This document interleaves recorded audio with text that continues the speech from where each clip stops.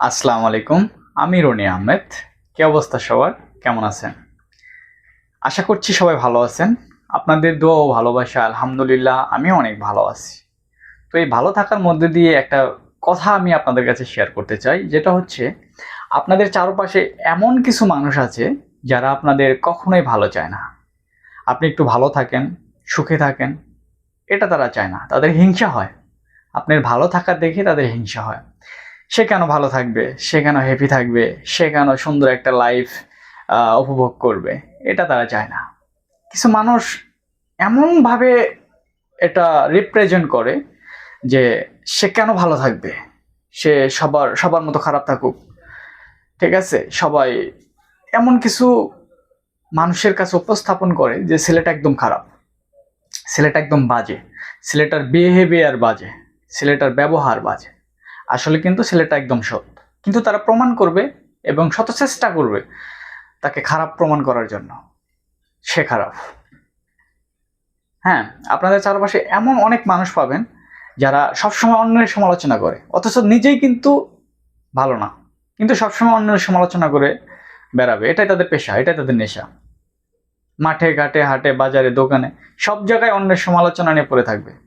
কি রে ভাই, মানুষ কি তোমাদের বেতন দেয় সমালোচনা করার জন্য? থাকতে দাও না, যে যার মতো ভালো থাকুক, সুন্দর জীবন উপভোগ করুক। সমস্যা কি? তোমার সমস্যা কি ভাই? তাদের নিয়ে এত সমালোচনা কি জন্য? তুমি তোমার রাস্তায় চলো, সে তার রাস্তায় চলো, চলতে দাও। তুমি অন্যকে নিয়ে কেন এত সমালোচনা করবে? কি তোমাকে মাসিক স্যালারি দিচ্ছে কেউ তাকে নিয়ে সমালোচনা করার জন্য, তাকে নিয়ে কথা বলার জন্য? আমরাও এমন মানুষ, কেউ একজন কারণ আমি বদনাম করতেছে, কারণ এই সমালোচনা করতেছে, আমরা কান ফেলে তাদের কথা শুনবো, তাদের সাথে তাল মিলাবো। কেন? প্রতিবাদ করুন। আপনারা কি জানেন না ছেলেটা কেমন, সে মানুষটা কেমন, আপনার বাড়ির পাশে আপনার প্রতিবেশী, তার চলাফেরা কেমন? কেউ তাকে নিয়ে বদনাম করতেছে, তার নামে সমালোচনা করতেছে, তাকে খারাপ প্রমাণ করানোর জন্য উঠে পড়ে লাগছে। আপনি প্রতিবাদ করুন। আপনি তো জানেন ছেলেটা কেমন, আপনি তো জানেন সেই মানুষটা কেমন, আপনি তো জানেন আপনার প্রতিবেশীটা কেমন। তাহলে কেন দিচ্ছেন, কেন দিচ্ছেন এই সুযোগটা তাদেরকে সমালোচনা করার জন্য? আমি আমার কথা বলছি না, আপনার প্রতিবেশীর কথা বলছি। আপনার প্রতিবেশীকে কেউ ছোট করতেছে, এতে আপনি খুশি ফিল করতেছেন? কাল দিন পর যে আপনার নামে বদনাম করবে না, আপনাকে নিয়ে সমালোচনা করবে না, তার কোনো গ্যারান্টি আছে? মুখটা চুপ করে দেন না, এক কথাতেই তাকে থামিয়ে দিন। আমরা জানি কে কেমন, তোমাকে বলতে হবে না, বলে দিন, ক্লিয়ার। আর কোনোদিন সাহস পাবে না আপনার সামনে অন্যকে নিয়ে সমালোচনা করতে। কেন সুযোগ দিচ্ছেন বারবার? আপনি আপনার রাস্তায় চলেন, তাকে তার রাস্তায় চলতে দিন।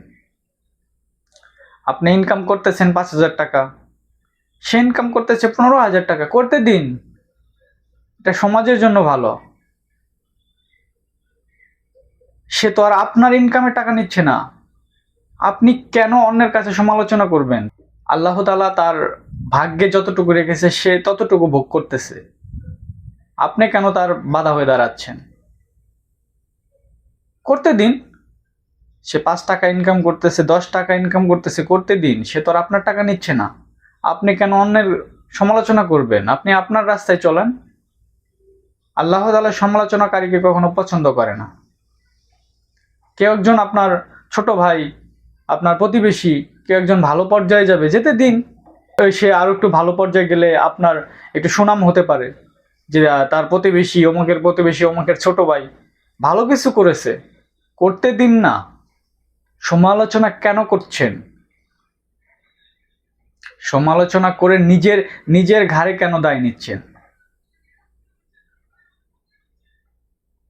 আসলে মানুষ মাত্রই ভুল, কিন্তু এত পরিমাণ ভুল তো উচিত না।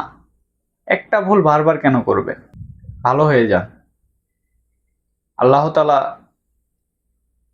ছাড় দেয় কিন্তু ছেড়ে দেয় না।